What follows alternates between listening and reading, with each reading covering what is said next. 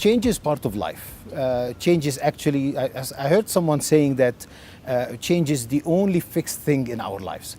The problem is, in the last few years, change has been more radical, more surprising, more like disruptive.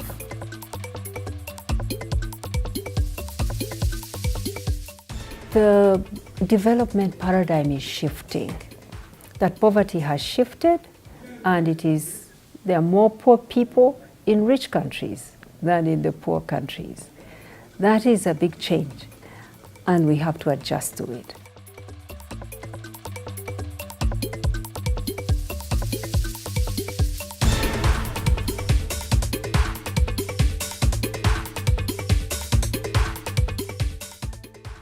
I think one of the biggest challenges facing civil society across the world is the shrinking space for people to come together, to mobilize, to organize.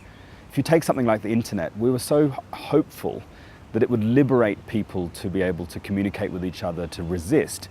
But actually, the internet is being used by many states to clamp down on people's ability to dissent. I think the rise in extreme weather events as a result of climate change not simply being something we're going to experience in the future, but we are experiencing now, is going to cause, if the last 10 years is anything to go by, quite significant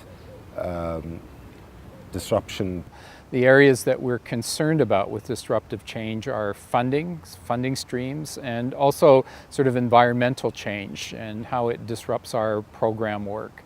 In terms of funding, we see a lot of concern around this whole disintermedialization of funds going directly to the field, and we're supportive of that.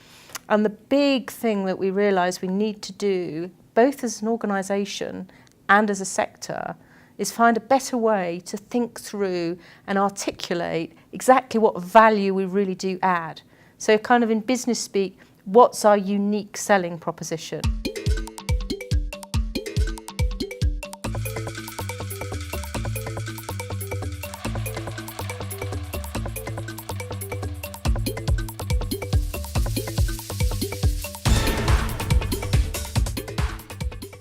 At the discussion today, one of the things that I think will be challenging during the process now is to have a real sustainability focus, which means that climate change is part of this overall discussion. And because if we will end up with an outcome document where civil society and other parts of society will be divided into let's say, poverty eradication and climate, we will struggle a lot while implementing, because we won't have the glue.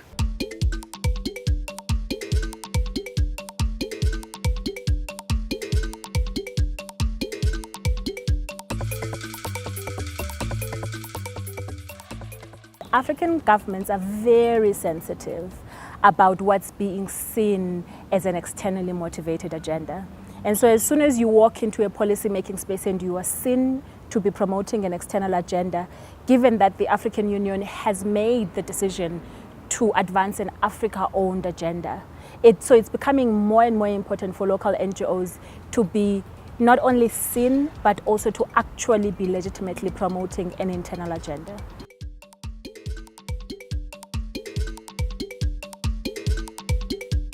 When we are working in the South to establish relationships with Southern organizations, regional networks, national organizations, to stand together in solidarity and not to crowd out the space of Southern organizations. The number one priority has to be to nurture an independent, vibrant, diverse civil society in developing countries around the world.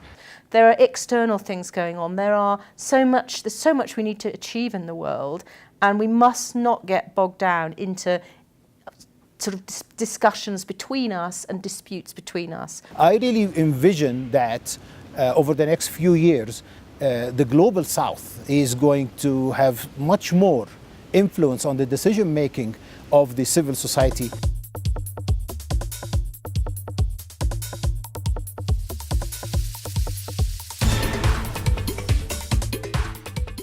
International NGOs just must become comfortable with risk and must take more risk, because I think as we've become bigger bureaucracies, we also have become proportionately risk averse.